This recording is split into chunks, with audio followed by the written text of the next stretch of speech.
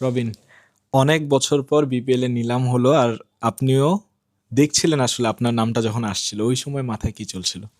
আসলে ওই সময় একটু এক্সাইটেডও ছিলাম, একটু প্রেশারও ছিলাম আমাকে নিবে কিনা কেউ।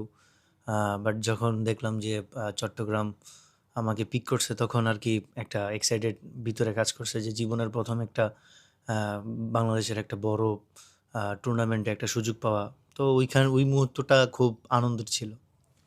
এই যে একটা টেনশন যে আমাকে কেউ নিবে কিনা, এইটা কেন এই কারণে জানতে চাচ্ছি, কারণ আপনি তো যখন যেখানেই খেলছেন কখনো খারাপ খেলেননি, এমন না যে আপনি অনেকের পিছনে ছিলেন, যে 30 জন 40 জন 50 জনের পিছনে কখনো এমন ছিল না। প্রিমিয়ার লিগে আপনি 500+ রান করেছেন, এইচপিতে সাউথ আফ্রিকা এগেনস্টে খুব ভালো খেলেছেন আপনি, এরপর বাংলাদেশের সাথে প্র্যাকটিস ম্যাচে ভালো করলেন, এনসিএল ফোর্ডে ভালো যাচ্ছে, টি-20 খুব ভালো গেছে, তাও টেনশনটা কেন?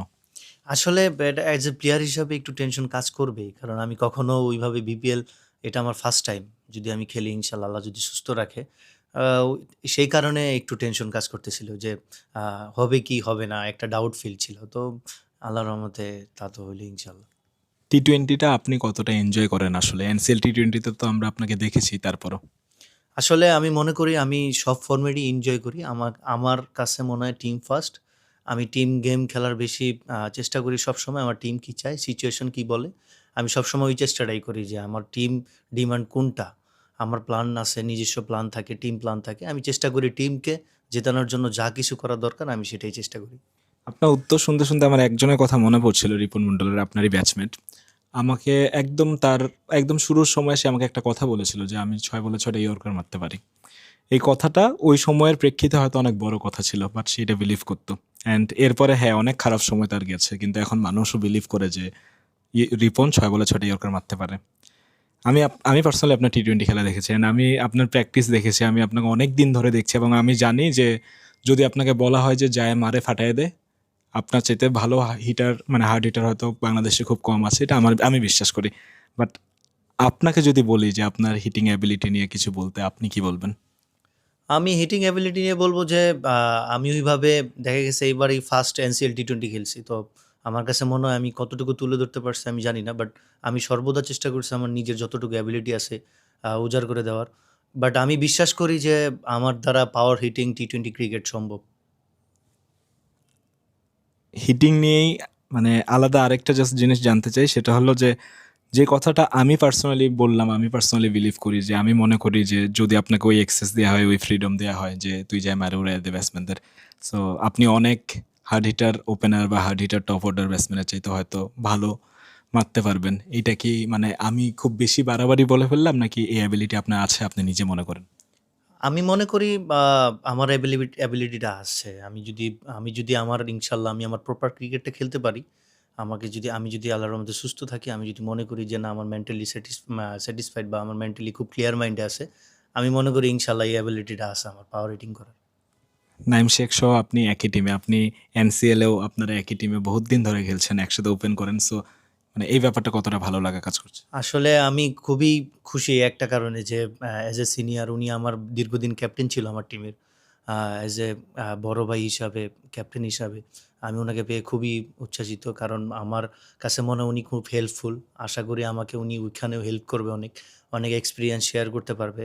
আপনি যদি দেখেন বাংলাদেশের ডোমেস্টিকে উনি সবসময় রান করেন। সবসময় খুব ভালো ক্রিকেটটা খেলেন।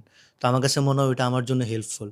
আর আমার কাছে আমি চেষ্টা করব যে উনার মতো আমি যেন এরকম ভালো পারফরম্যান্স দিতে পারি আমার টিমকে বা দেশকে ভালো কিছু দিতে পারি। এটা একটা বার্তা রাখা যে আমিও একজন প্লেয়ার যে ৪-৫ টা ওপেনারের বাইরে একজন ওপেনার আসতে চাচ্ছে। এই যে একটা মানে মেসেজ দেওয়ার ব্যাপার, সবাইকে জানান দেওয়ার ব্যাপার, পারফর্ম করে যে অনেক ওপেনারের বাইরেও আরেকজন ওপেনার আছে, নামটা মাহফুজুল ইসলাম রবিন। আপনি তো পারফর্ম মানে ধারাবাহিকভাবে করছেন রবিন, মানে আসলেই করছেন, মানে যেখানেই খেলেছেন আপনি কিন্তু পারফর্ম করে যাচ্ছেন, এখনো করে যাচ্ছেন। কখনো একটু হলেও কি আফসোস কাজ করে যে যতটা মানে মূল্যায়ন আমাদের মিডিয়ার বা দেশের ক্রিকেট সমর্থক যারা আছে, কিংবা বিসিবি, যে কেউ হতে পারে, কোচ, যে কেউ ক্রিকেট সংশ্লিষ্ট, কখনো এই আক্ষেপটা কি কাজ করে যে আমি অনেক রান করি তারপরও আমার কথা হয়তো কেউ ভাবে না, বা কখনো এটা মনে হয়, কখনো ফিল করতে পারেন? না, আমি এরকম কখনোই ফিল করি না যে আমার কথাকে কেউ ভাবে না বা মিডিয়া ভাবলো না বা বিসিবি ভাবলো না। এরকম আমি কখনোই ফিল করি না। আমাকে যদি ওরা নাই ভাবতো আমি বা ক্রিকেট বোর্ডের আন্ডারে কিভাবে থাকলাম বা ক্রিকেট বোর্ডের আন্ডারে কিভাবে টুর্নামেন্টগুলো খেলতেছি। অবশ্যই উনাদের ভাবনায় আছি। তো আমি সবসময় আমি আগেও বলেছি, এখনো বলতে চাই যে আমি সবসময় চিন্তা করি আমার ইমপ্রুভ নিয়ে। আমি কিভাবে আমার ইমপ্রুভ করতে পারবো ডে বাই ডে। সো এত কিছু ভাবি না আমি, দেখিও না। একদম লাস্ট প্রশ্ন, ধরেন চিটাগাং টিম আপনাকে ফুল একদম ফ্রিডম দিয়ে দিল, একদম মানে আপনি আপনার মতো একটা টুর্নামেন্ট পার করতে পারবেন। নাইম শেখ সহ আরও যারা সিনিয়র প্লেয়ার আছে বা মানে দলের উপরের লেভেলের, তারা আপনারা বলে দিল যে আপনি আপনার মতো খেলতে পারেন, তুই খেল, তোর ফার্স্ট টাইম, তুই তোর মতো করে খেল, ভালো খেল। হয়তো অফকোর্স সবার দিক নির্দেশনা থাকে, পরামর্শ থাকে, আপনি একদম স্বাধীন, আপনি আপনার মতো খেলতে পারবেন। আপনি বিপিএলটা, কারণ বিপিএলে এনসিএল টি20তে আপনি যেভাবে খেলেছেন অনেক মানুষ হয়তো দেখেনি, বিপিএল দেখবে। আপনি বিপিএলটা, টি20টা কীভাবে খেলতে চান ফুল ফ্রিডম পেলে? একদম আমার শেষ প্রশ্ন। ফুল ফ্রিডম যদি টিম এরকম আমাকে কোচ বা ক্যাপ্টেন যদি আমাকে এরকম ফ্রিডম দেয়, অবশ্যই আমি চেষ্টা করব যে আমার টিম কি চায় আর আমার পার্সোনাল যে গোলটা আছে আমি ওটা অ্যাচিভ করতে পারি কিনা। তো আমি যদি এরকম অবশ্যই ফ্রিডম পাই, আমি চেষ্টা করব যে নিজেকে উজাড় করে দিতে। আমি যতটুকু আমার অ্যাবিলিটি আছে আমি ওটা শো করতে চাই। পার্সোনাল গোলটা কি জানতে চাইবো? না, এটা দিন শেষে। ওকে, গুড লাক রবিন, আসসালামু আলাইকুম।